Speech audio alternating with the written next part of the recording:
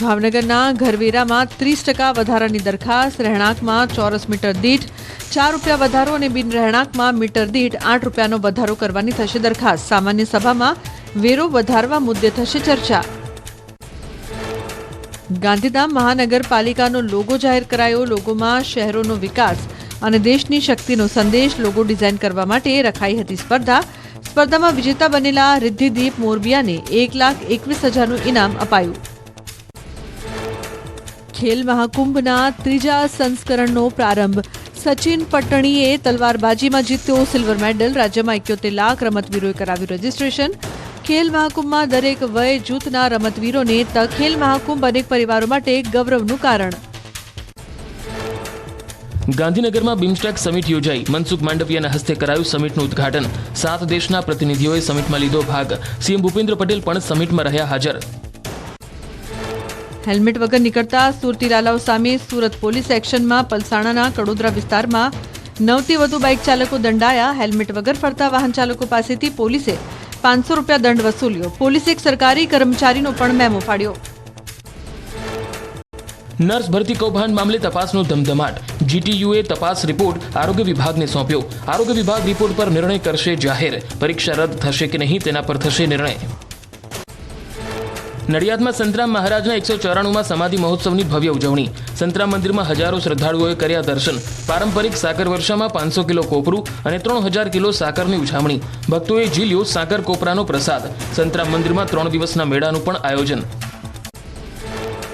દિલ્હીમાં આરએસએસનું નવું કાર્યાલય કેશવકુંજ તૈયાર.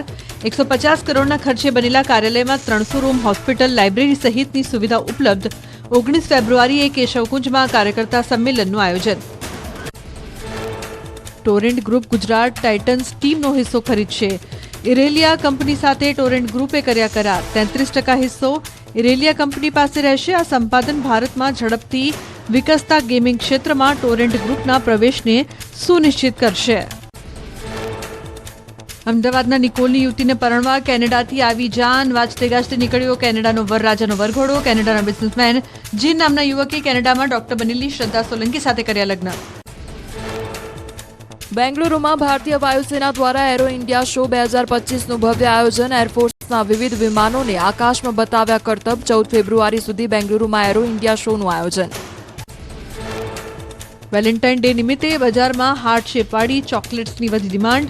તમિલનાડુના એક સ્ટોરમાં 50 પ્રકારની હોમમેડ હાર્ટ શેપની ચોકલેટ બની આકર્ષણનું કેન્દ્ર. મોટી સંખ્યામાં લોકોએ કરી ખરીદી.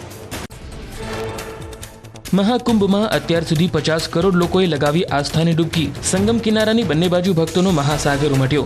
ભીડને નિયંત્રિત કરવા સંગમ ખાતે અર્ધલશ્કરી દળના જવાનો તૈનાત. પ્રયાગરાજમાં ચાલી રહેલા મહાકુંભમાં ભક્તોનું કિડિયારું ઉભરાયું. ભીડમાં આકાશી દ્રશ્યો ડ્રોન કેમેરામાં કેદ. ત્રિવેણી સંગમમાં લોકોએ લગાવી આસ્થાની ડૂબકી. અત્યાર સુધી કરોડો લોકોએ કર્યું અમૃત સ્નાન. મહાકુંભમાં ગુજરાતી યાત્રિકો માટે ગુજરાત પેવેલિયન બન્યું આકર્ષણનું કેન્દ્ર. મહાકુંભમાં 2235 ગુજરાતીઓએ લીધો હતો ઉતારો.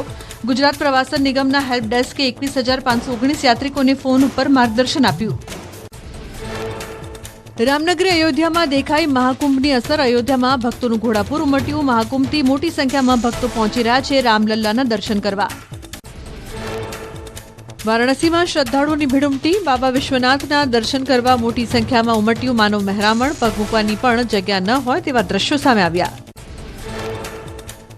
આજના કારોબારી દિવસે ઘરેલું બજાર સામાન્ય ઘટાડા સાથે થયા બંધ. નિફ્ટી 23,050ની નીચે થયો બંધ. સેન્સેક્સ 32 પોઈન્ટ તૂટીને 76,138 પર બંધ.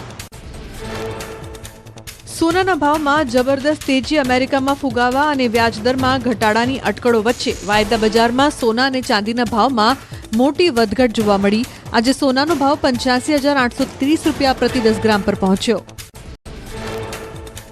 ડોલર સામે આજે ભારતીય રૂપિયાની મજબૂતાઈ જોવા મળી. આજે નજીવા વધારાની સાથે 86.90ના સ્તર પર બંધ થયો રૂપિયો. ગુરુવારે ભારતીય રૂપિયો 86.89ના સ્તર પર બંધ થયો હતો.